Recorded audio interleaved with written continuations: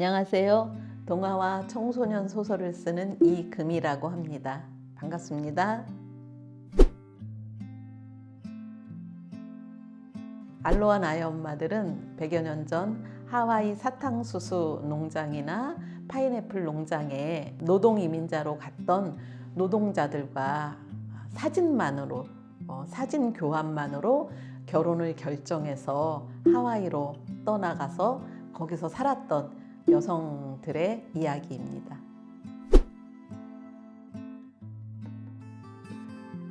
제가 2016년에 거기 내가 가면 안 돼요 라는 일제 강점기를 배경으로 한 소설을 쓴 적이 있어요.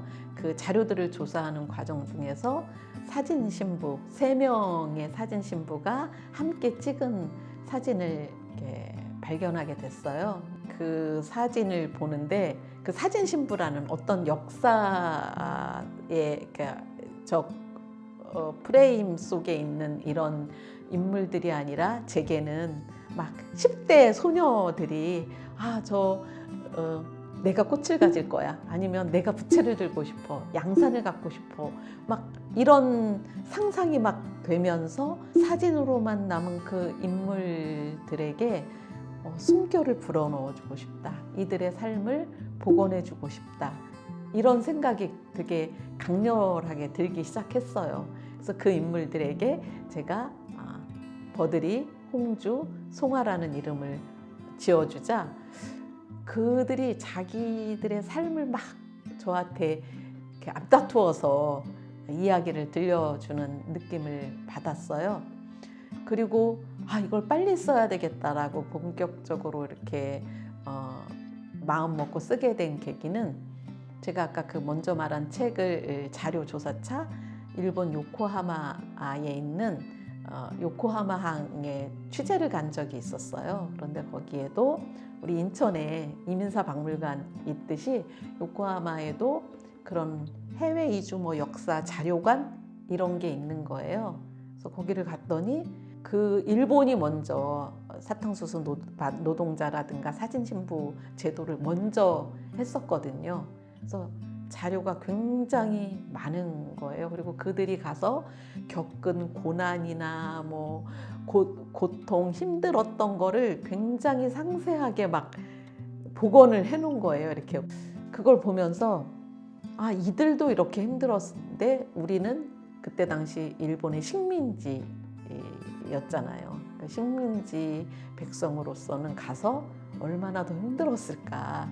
사진신부 이야기를 빨리 써야 되겠다라고 생각해서 이제 본격적으로 쓰기 시작한 거죠. 이제 사진신부를 알고 나서 사진신부와 관련된, 또 하와이의 그 초기 이민자들에 관련된 책이나 자료나 그 작품에 나오는 그 박용만 이제 독립운동가라든가 이런 분들의 이야기를 우리나라에 나와 있는, 그러니까 내가 찾아낼 수 있는 대로 모두 찾아서 봤는데, 사실 저는 그렇게 자료가 적을 줄은 몰랐어요. 어쨌든 그 자료들을 가지고 공부를 했고, 또 재미, 교포, 2세, 3세들의 인터뷰 자료집이라든가, 그래서 제가 구할 수 있는 자료는 다 구해서 이제 공부를 했고, 그 일본의 그 다른 작품을 쓰기 위해서였지만 일본의 그런 요코하마 항이라든가 고베 항이라든가 그런 국제항 같은 데도 이렇게 찾아가고 했던 것들이 이제 이 작품을 쓰는데 많은 도움을 주었습니다. 먼저 좀 아쉽고 마음 아팠던 점은 100여 년 전 하와이의 한인 동포 사회는 이승만과 박용만이라는 두 정치 지도자의 어떤 독립운동 노선 차이에 의해서 갈등하고 반목하고 서로 혐오하고 굉장히 그게 심했었어요. 현재 지금 우리 사회도 지금 그런 모습이잖아요. 그래서 100년 전 하와이 동포 사회와 지금 현재 우리 대한민국의 현실이 어쩜 이렇게 똑같을까, 막 축소판 같은 거예요. 사실 저는 이 대한민국에서 나서 지금 이제 이 나이가 될 때까지 이 나라를 여행 외에는 벗어나서 살아본 적이 없는 사람인데, 그러니까 어린 시절에 뭐 이렇게 전학만 가도, 같은 한국 내에서 전학만 가도, 아니면 이사만 가도 뭔가 낯설고 사실은 거기 적응하려면 되게 힘들고 이런데, 그런 어떤 꿈을 가지고 여성들이 사진 한 장에 자기 어떤 운명과 미래를 걸고 떠났다는 사실이 같은 여성으로서 굉장히 그분들이 어떤 선구자며 개척자며 모험자라는 그런 생각이 들어서 되게 놀랍고 존경스러웠어요. 예. 그게 100년 전 이야기를 쓰면서도 계속 우리의 현재가 저는 오버랩이 됐어요. 그런데 사실은 우리가 그들을 어떤 시선으로 대했었는가가 계속 떠올랐어요.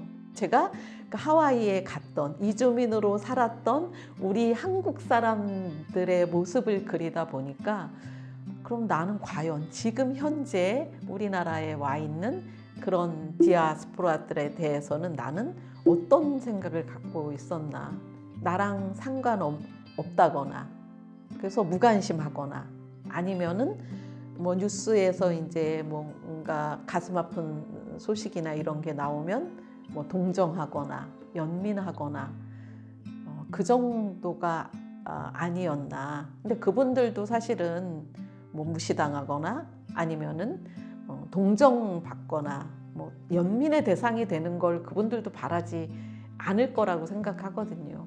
그분들을 개개인의 어떤, 그러니까 인간의 존엄성을 갖춘 존재들로 내가 그렇게 인식하고 있었나에 대한 반성이 굉장히 많이 들었습니다. 사실은 그 하와이에 가서 살았던 우리 한인들이지만, 하와이 거기서 보면 이방인이나 뭐 경계인이나 그런 모습들이잖아요. 한국에서 사는 우리들도 어느 부분에서는 조금씩 다 이방인이거나 뭐 경계인이거나 뭐 소외를 당하거나 뭐 이렇게 살아가고 있다고 생각을 해요. 그것이 100년 전의 이야기거나, 뭐 우리나라에 와 있는 그 이주 노동자나 뭐 그러니까 이주 결혼한 여성들이거나에 국한되는 것이 아니라, 우리도 일상 속에서 조금씩은 다 이방인이거나 경계인이거나 라고 생각을 하거든요. 그 작품 속에서 사진 신부들이 연대 속에서 어려움이라든가 뭐 고난을 극복해 나가듯이, 우리도 사실은 서로 이해하고 배려하고 존중하면서 연대해 가면서, 우리는 각각 자기 혼자만으로는 살아갈 수 없는 세상이라고 저는 생각을 해요. 그래서 같이 또 지금 코로나 때문에 다 같이 어려운 상황이고, 취약계층들, 소외계층들은 더 어려운 상황이라고 뉴스 같은 데서도 나오고 하잖아요. 서로 배려하고 존중하면서 다 같이 행복하고 건강하고 안전하게 사는 삶을 생각해 봐야 되지 않을까. 또 저는 이 작품을 통해서 그런 이야기를 하고자 했습니다.